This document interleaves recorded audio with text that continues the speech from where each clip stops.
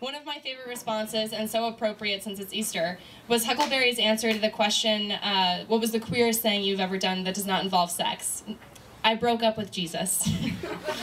To Huckleberry, trans means change, unlearning, and sabotage in a community of fellow saboteurs. Similarly, queer is a way of seeing the world that challenges the assumption that the status quo is desirable.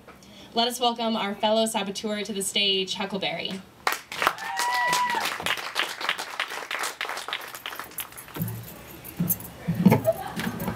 Following the comedian is like the worst.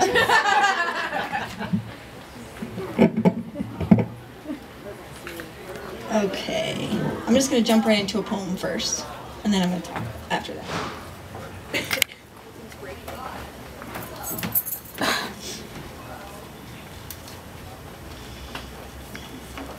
This is called Chivalry.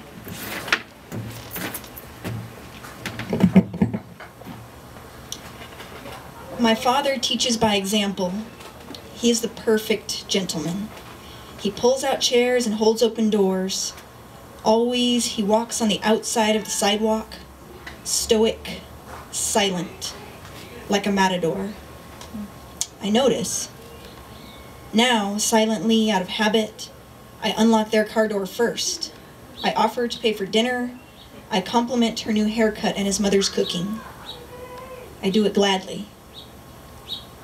My father teaches by example, so how could he be surprised when his little girl grew up the perfect gentleman?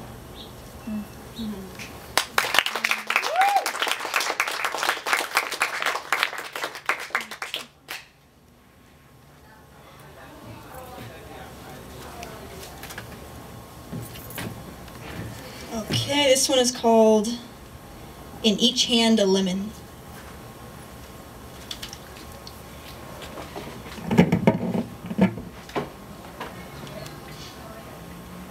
During his final visit, before he died unexpectedly, too young, my Tío told me a story. It was about the first house I ever lived in. I was still a thumbsucker, I don't remember, but he vowed there was a lemon tree hanging heavy with the brightest sour treats you could ever draw with half a neon crayon, glinting like children's eyes reflecting ice cream truck hubs in the Los Angeles afternoon. My father, to his great lament, let them ripen, fall, and rot every year. We could not eat them. The soil was blighted by the landfill that festered just beyond our backyard fence. This is the world I fear. Not the desolate landscapes of movies, Not the desolate landscapes of movies, barren gray wastelands, the moon broken in two, but far worse, an apocalypse of abundance. The earth overgrown with plump nose glittering in the sunlight, radioactive fruits budding like dessert before dinner, like teenage breasts, like the first time you willfully rode your bike beyond the view of the kitchen window. Like it was in the beginning, with all of our garden guilt mythology, but without the joy of nakedness. But enough. When it comes to this, I will eat them anyway. I will suffer for their stories. I will swallow their seeds and speak in limiting languages. I will die early as a gardener and a madman and a prophet with the knowledge that in the end it is not the lemons that kill us, nor lust, nor curiosity, nor learning love wrong, nor all the lies we tell our mothers for their own sakes, nor the other thousands of deliciously blooming sins. No, nothing but this tainted earth we're planted in.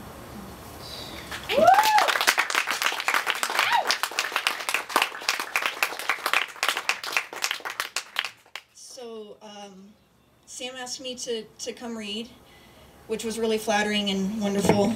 Microphones hate me. Tell me if you can't hear me. And I declined the first time because I just had my heart broken. And I thought, I'm going to get up on that stage and I'm going to cry in front of all these people I don't even know. And it's going to be awful.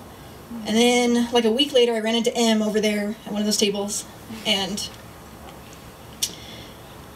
they basically said, it's okay. If that happens, whatever. It's okay. So they convinced me to get up here and do this. And so pretty much the rest of my poems are about heartache. I didn't write them all. I didn't write any of them actually right now because I haven't been able to write anything about what's going on right now. But I went and I dug through all these old poems I have, and it turns out I've had my heart broken before. And just can't believe it. And so these are some of those poems from some past heartaches. And I'm going to share them with you. I have this really rad friend in Seattle. Her name is Alyssa Ball, and she's a really amazing poet and performer.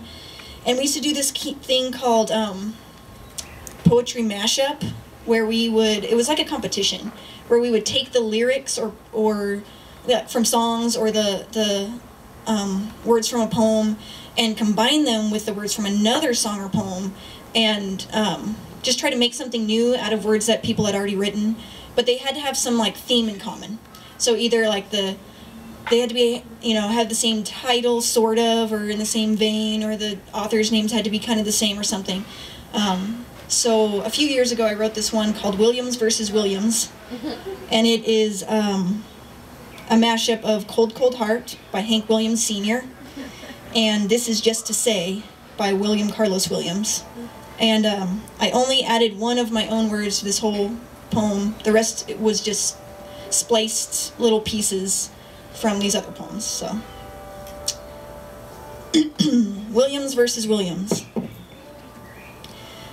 I tried so hard, my dear, to show that you're my every dream. I've eaten the plums. Yet you're afraid each thing I do is just some evil scheme, that we're in a memory from your lonesome past, keeps us so far apart. Why can't I free the icebox of your doubtful mind and melt your cold, cold heart? And which another love before my time you were probably saving made your heart sad and blue. And so my heart is for breakfast, paying now for things I didn't do. In anger, unkind words are spoke that make the teardrops start. Forgive me, they were delicious. Why can't I free your doubtful mind and melt your cold, cold heart? So sweet and so cold. There were some awkward parts that just didn't work, but mostly I think I got it. Is a poem I wrote about my first queer love who broke my heart. And the short story is that I graduated from college and I went on a bike trip from Virginia to Oregon. So it was a really long one. It took 3 months. And in the meantime, she went to Mexico City to live there and to teach English. And the plan was, it was such a good plan, very carefully thought out. I was going to meet her in Mexico. That was it. That was the plan. And then the rest of it is sort of in the poem. So. It's getting kind of hard to see. Yeah. This is called Eights. My bicycle leans up against a bench in yet another park in yet another town where neither of us lives. I'm lying on the grass, nursing a skinned thigh, trying to coax back the wind that has just been knocked out of me. In an effort of conscious distraction, I consider the bike sideways and muse at those wheels like an endless 8 that have brought me here. 8 is what I replied at that party back in Phoenix, the one where I was searing my lungs with cigarette after cigarette just to have an excuse to talk to you and answer 8 to your curious questions, such as, on a scale from 1 to 10, about how drunk would you say you are? Even then, my 8 was less a number and more some twisted Mobius desire of how for months I'd wanted and now would finally get to curl myself impossibly around you, tracing our 8s in the dark. 8, the only number you can draw continuously without ever picking up your finger, without ever, ever, ever having to stop. So how did I get here? Exhausted in the rusty rough grass of Kentucky, Kansas, Colorado, staring at my bike and its estranged 8-ish tires, wondering where you are and bellowing my loneliness an octave below a love song. I want to hold my empty 8s like baskets, like fishing nets. I want to lean back over the edge of June and scoop you up in squirming armfuls. Since I left, the red balloon elation of your messages has deflated almost imperceptibly, a slow leak, until one day I wake up in Lander, Wyoming and realize I read your last one, letter by fleeting letter by firefly light. But there haven't been fireflies in weeks. A month? It bothers me all day that I can't remember the last twilight I'd seen them. Still, I continue to drift to sleep to visions of sheep getting caught in the fence at 8, 8, 8, 8. Meanwhile, you have stopped writing, kept counting, and boarded a 747 with straight, sharp, metallic wings. I've realized that I'll never even know if you've landed, so I keep my wheels spinning faster, fiercer, frantically, performing the most mundane tasks erratically in an attempt to defy perpetual motion, to build enough velocity to fly, to wobble, even to crash. The human body holds 8 pints of blood. It circulates from heart to arteries to organs to veins and back again to heart, on and on and on, unless something is punctured or menstruated, releasing it. For a time, the heart must learn to cope with less until it can regenerate, which it does, but not before I've been dizzy long enough to learn my lessons that fully loaded bicycles don't corner well. Smoking will eventually kill me, and 8 and infinity are as near and far as circles to themselves. The last poem.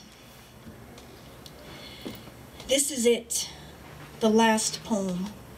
The one that should create order, meaning, string beans climbing skeletons in the backyard, my ribcage of words to shelter me from all my failures, to apologize for all that is not enough. But will it ever be enough? All the strangers whose eyes I catch on the bus, in the bar, biking past me, in each new city I stretch over my head like an old t-shirt. Smiles like clean sprockets, names I lose like sweaty kite strings, shapes I watch drift by, and I don't even feel guilty about it anymore. Or those other eyes, those uncareful eyes that shake my chest into an angry hive, swarming buzzing friction. But outside, my lips stay pinched shut, sacrificing little parts of me, swallowing the stings and venom and tiny deaths to make sure that the rest of me makes it across the street safely. It's not enough. All these unending endeavors that I begin and cannot seem to finish. Projects, poem, art, apologies. A cup of tea left on the table, steam rising in an empty room. The book I promised my mother I'd write. 3 baskets of prickly pears that will rot before I make them into jam. Each tiny seed another month passing undone, another promise unkept. I let them pierce me to remember, but it is not enough. And you, above all those hands, all your hearts growing in faraway gardens, for me forever anxious to know the someday shape of them. Your voices, this is the part where I'm going to cry.